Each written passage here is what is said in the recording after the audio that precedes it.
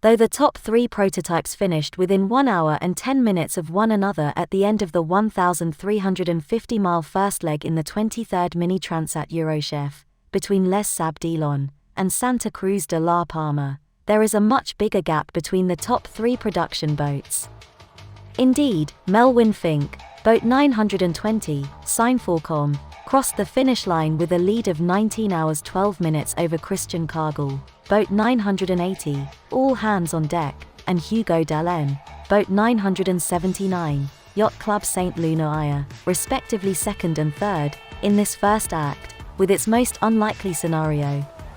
A scenario in which the leader continued racing, whilst the remainder of the podium made a pit stop in Portugal, and all his rivals made the collective decision to put into port to avoid a front rolling in offshore of Cape Finisterre. It is still anyone's game prior to round 2, of course, but for the German skipper it was clearly a case of snapping up the opportunity whilst the going was good. I cannot believe this. I would never expected something like this. I was dreaming about the top 10 and now I'm here.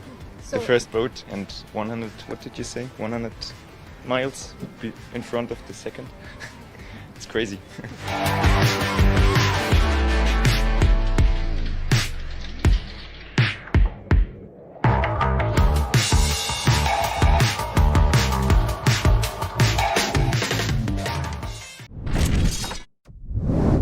Deprived of an SSB from the second day out, after it took on water, the Austrian made no secret of his surprise at finishing second in the first round. The reason for this was that, having made a 15-hour pit stop in the Portuguese port of Viana do Castelo, to sort out his electronic blackout issues, and then waited for the front to roll through, the solo sailor imagined he would cross tacks with his playmates again on heading back out to sea. It's great to finish second, especially with such a lead over the third boat, and the rest of the fleet, enthused Christian who, having finished in 31st place in the 2005 edition of the Mini Transat, is this year targeting a top 10 spot. Today, his performance racing to the Canaries means that his dream is very much alive, but the second leg is still a hefty chunk at 2,700 miles and the die is far from cast. Hugo Dallin is all too aware of that fact, which is why he sailed pedal to the metal on the section of racetrack between Bayona and Santa Cruz de la Palma. After the brief stop in Spain, which virtually the whole fleet decided to make, to allow the cold front to roll through offshore of Cape Finisterre, we had to get going again, and then we really had to get a shift on, to get down here as quickly as we could to limit our deficit in relation to the top 2 as much as possible, with a view to the next leg. I really went for it.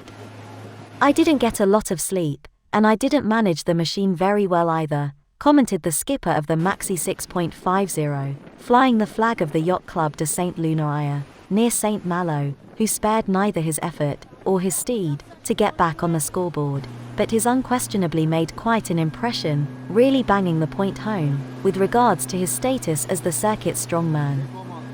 By sailing with his foot to the floor, perfectly in step with the numerous fluctuations in the breeze, and, in so doing, posting a considerably higher average speed than that of his rivals, he made up around 30 miles a day on the 2 leaders and stole a march on his pursuers to boot.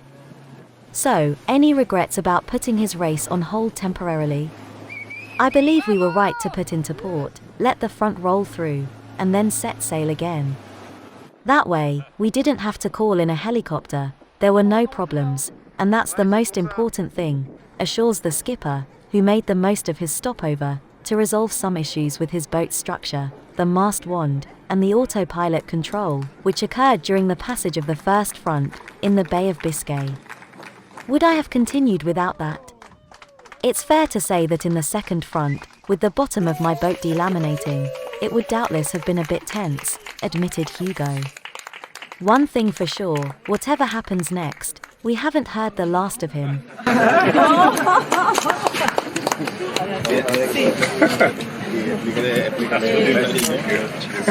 I just saw it a second. I had no BLU, so I didn't know the place.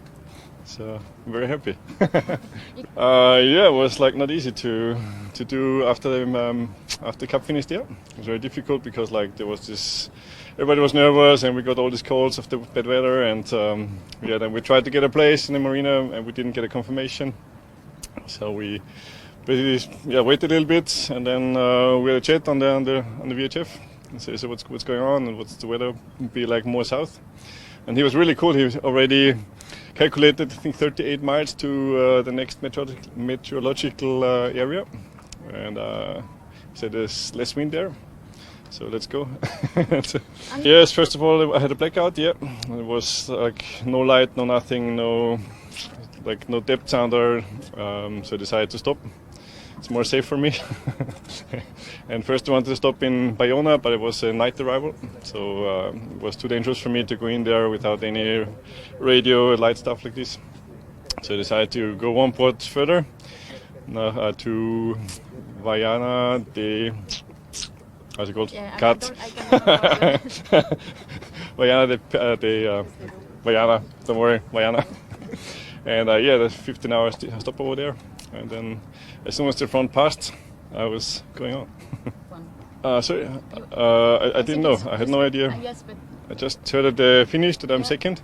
yes. But I had no so idea. You don't know that you're going on the water? No. The Bilou was underwater after the second day. Oh, okay.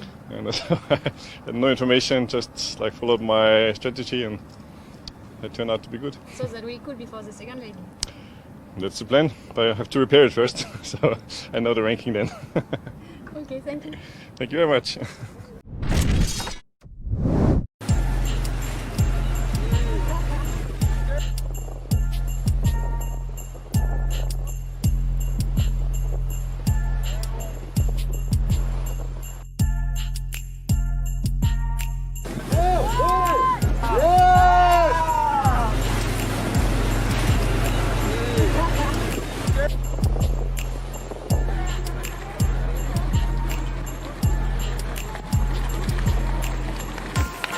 C'était assez bizarre comme course.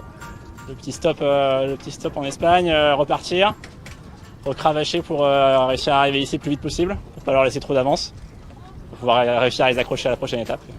Voilà. J'ai pas beaucoup dormi et j'ai pas trop ménagé la machine. Mais voilà. Et puis j'ai profité de l'escale aussi pour réparer ce que j'avais cassé. Bon, sortie de front, j'ai cassé pas mal le fond du bateau, pas mal de structures, donc j'ai restraté tout ça. J'ai commencé par aller dormir, je crois.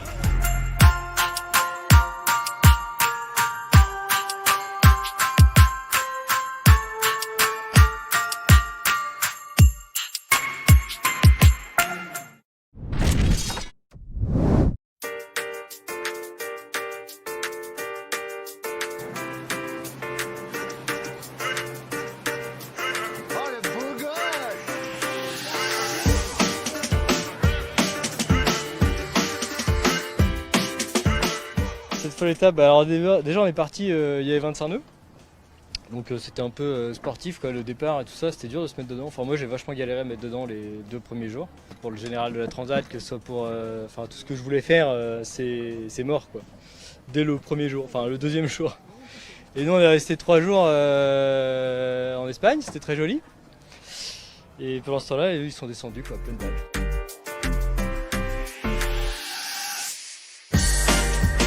Ça s'est bien passé pour moi, j'ai plutôt bien navigué tout le long. Il y a eu la première phase, on va dire, où là on était tous dans la bataille, c'est trop cool d'être au contact. On était une douzaine, je crois, à avoir pris la première place un peu à tour de rôle, donc on était vraiment côte à côte, etc. Passage de Cap Finistère tous ensemble. Et puis après, il y a eu le redépart où là, c'était la pagaille totale et ça fait un peu mal au cœur de voir tous les copains là, quand on entendait les distances au premier qui étaient loin derrière alors qu'on était partis quasiment ensemble, etc. Donc étape un peu bizarre quoi, donc trop contente d'être 4e, mais un peu frustrée que ça se passe dans ce contexte-là quoi.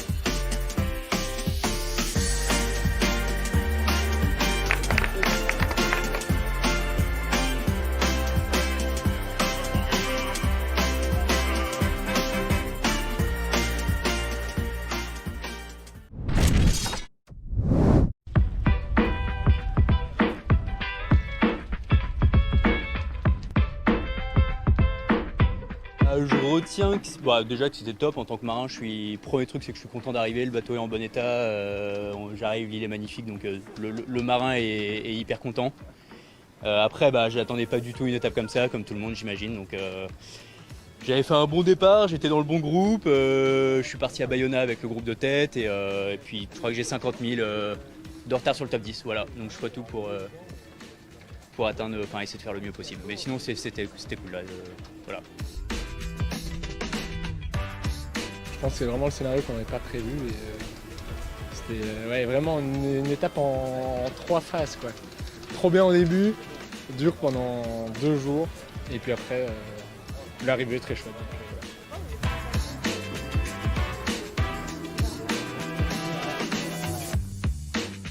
J'essaie vraiment de garder un seul mot d'ordre, c'était de me prendre du plaisir tout le temps, parce qu'on n'est pas venu là pour se faire chier, quoi. Donc voilà, dans les mauvais moments, il faut essayer de trouver du positif et je suis assez contente d'avoir réussi à faire ça, quoi. J'espère que ce sera pas rédhibitoire pour la deuxième étape, que le jeu est encore ouvert et je pense que oui. C'est un peu compliqué, mais voilà. De toute façon, on est arrivé là, donc c'est cool. C'était vraiment une très belle étape. Enfin, c'était complet, long, fatigant du coup avec mes problèmes là. Mais c'était top. Ouais. Le moment fort, je pense que c'était un moment assez particulier là en VHF avec l'annonce du carton qui allait arriver, cette espèce de concertation qu'il y a eu. Enfin, c'était assez fort de voir tout le monde coopérer là-dedans.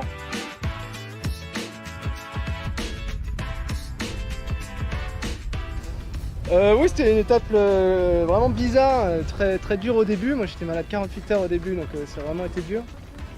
Puis après, fallait faire abstraction du classement et puis prendre ce qu'il y avait à prendre. J'espère que la deuxième partie va me donner des motifs de satisfaction et d'espoir pour la deuxième étape.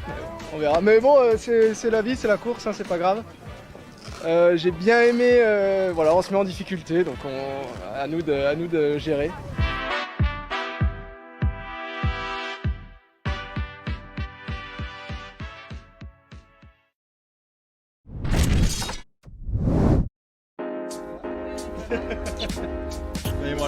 Allez, ça va aller.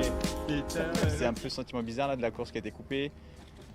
Moi je suis plutôt, pour le collectif c'est pas fou parce que y en a qui étaient devant, qui se retrouvent derrière et tout, c'est un peu bizarre. Mais sinon il y a eu plein de fois où je me suis éclaté. Je pense que je me suis pris toutes les molles que je devais prendre, ça m'a un peu énervé. Mais sinon non, c'était top. Ils sont Toi t'as pris ta douche, pas moi. C'est pas très grave. Et plus voilà, c'est qu'on va y réfléchir ensemble. On va boire des pizzas et manger des gintos.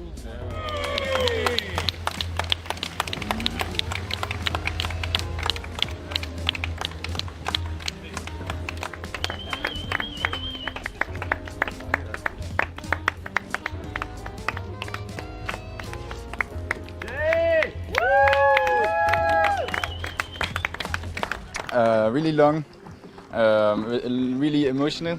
It was crazy. I mean, the second night I was crying, the fifth night I was laughing, and it was so different, crazy. And yeah, the boat did it also really well, except my balcon. He broke. At the beginning. Yeah, it's okay. I could fix it. But yeah, that was hard.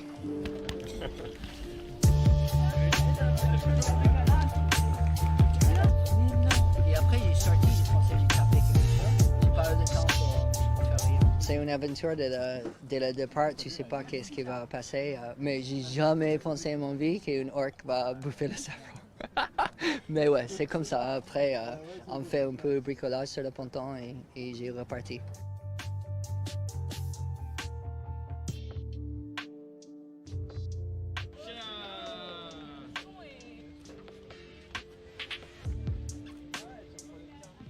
Je pense que je naviguais bien, quoi. J'avais juste loupé le wagon et bon, ça fait un beau voyage. Je sais pas quoi en penser.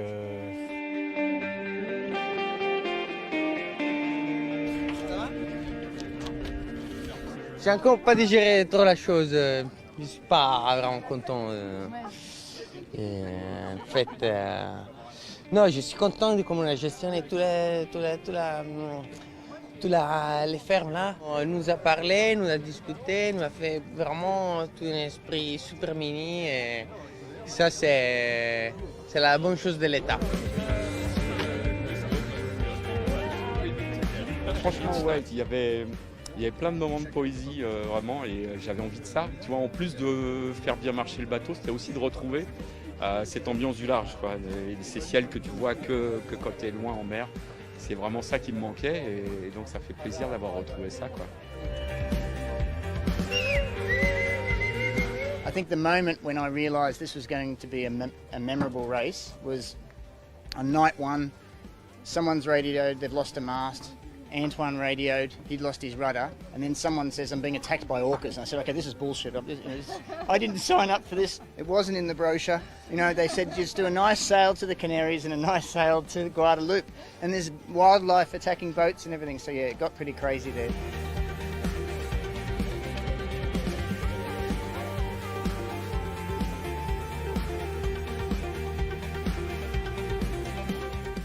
See the full mini Transat, Euro Chef, English report, on youtube.com/world on water or our website, www.boatson.tv.